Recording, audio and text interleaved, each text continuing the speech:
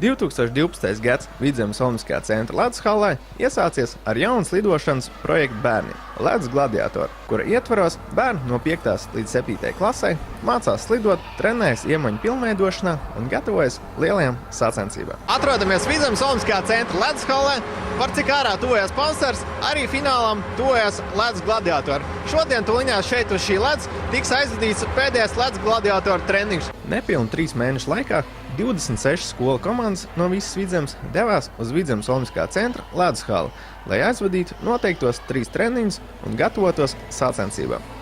Par to, kā šajā laikā ir veicies un kādas emocijas ir pašiem bērniem, devāmies noskaidrot pie pašiem Ledus gladiatoru dalībniekiem. Jautājums skolotājiem uzreiz, vai ir jūtama izaugsme salīdzinot to 1. treniņu, šodien ir 3. treniņš, kā tad ir? Protams, ka jūtam izaugsmi. Manuprāt, katru reizi mums sanāk arvien labāk un arvien labāk. Kā tad sanāk? Cik reizes esat nokrituši, teiksim, šodien šajā treniņā? Nevienu pagaidām. Pagaidām nav nevienu bijis, bet gandrīz var nokrit. Un tev kā sanāk? Man vienu reizi nokrit. Es mācos no kļūdām. Jā, es mācos no kļūdām. Jā, kas tad ir tas mērķis, kāpēc jūs piedalāties Ledus gladiatoros šogad? Mums visiem klasē patīk sporta aktivitātes. Mēs esam aktīva klase un man liekas, tā ir vislabākā atpūta priekš mums visiem. Kurš tad bija tas grūtākais elements? Bija čūska, astotnieks, apkārt konusam slidojums. Kas bija sarežģītākais no līdz šim slidotiem elementiem? Apkārt konusam. Vai arī astotnieks. Un tev, kas liekas pats sarežģītākais? Konusam. Arī apkārt konusam.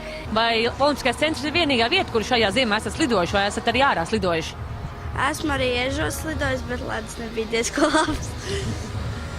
Ar ko tad atšķirās ledus varbūt Ežos un Olimpiskā centrā? Ežos ir daudz bedres. Ļoti daudz. Grūti grūti slidot. Vai nākošā gada arī piedalīsieties? Protams, piedalīsies. Mēs uztrenēsimies šogad un nākošgad būsim labākā vietā noteikti. Šis slidošanas treniņš bija pēdējais pirms priekšsacīkstēm, kuras norisināsies jau 23. martā. Par to, kā bērniem veicies un kā uzlabojušās slidošanas prasmes treniņu gaitā, zināja pastāstīt Vidzemes Olimpiskā centra slidošanas instruktori Madara. Instruktori ir viena no cilvēkiem, kas ir visvairāk bijuši uz ledus šā projekta darbības laikā.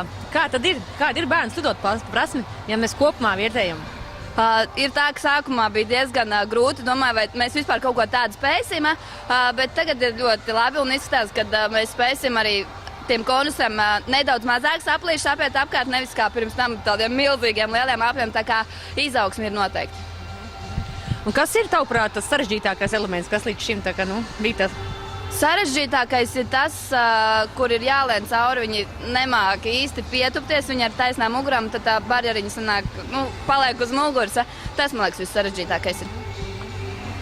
Un tavuprāt, kā tu kopumā vērtē šo te projektu kā tādu, vai tas ir tam līdzīgas lietas ir vajadzīgas arī nākotnē, un vai tas būtu derīgi nākotnē? Es domāju, ka noteikti tā, lai bērni attīstās, viņiem ir vismaz nodarbības uz ledus, nevis vienkārši, ka viņi sēž mājās pie datoriem, bet tieši izkustās un tomēr arī tas svaigāks gaiss nekā mājās sēžot, tā kā es domāju, ka noteikti vajag. Un tad kāds ir sajūtas pirms pusfināla un fināla? Es ceru, ka bērniem patiks un viņiem būs foršas emocijas par to, ka būs varbūt sāpīgi tie, kas izkritīs ārā, bet es domāju, ka būs ļoti priecīgi tie, kas būs pirmie vai otrie tomēr. Šobrīd visas 26 komandas ir aizvadījušas sagatavošanās posmu un cītīgi gatavojas sacensībām. Priekšsacīksts norisināsies jau 23. martā, bet pašas spēcīgākās Ledus gladiatoru komandas 25. martā cīnīsies par lielo balvu. Un neaizmirst atbalstīt arī savas skolas komandu. Tiekamies Vidzemes Olimpiskajā centrā!